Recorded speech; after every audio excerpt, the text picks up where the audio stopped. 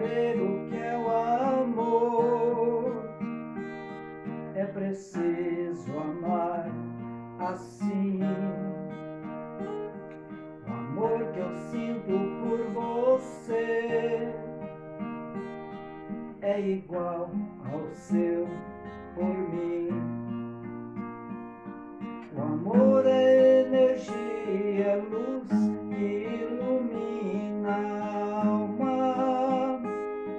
É a força de dois corações que traz a paz e a calma. Diferente da paixão,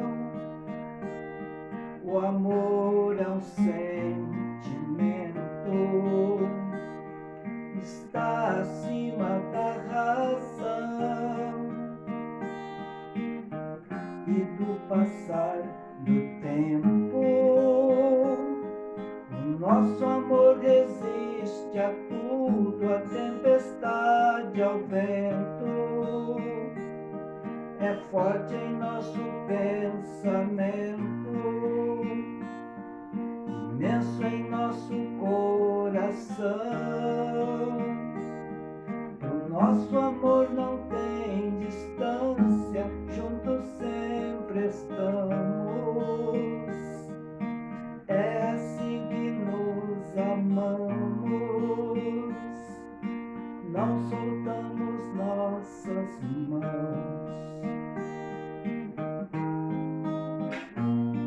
O amor é mais do que eu pensei, é mais do que eu sonhava.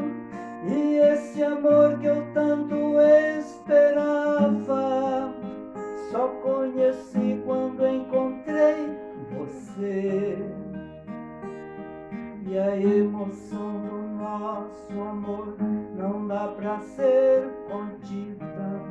A força deste amor não dá pra ser medida.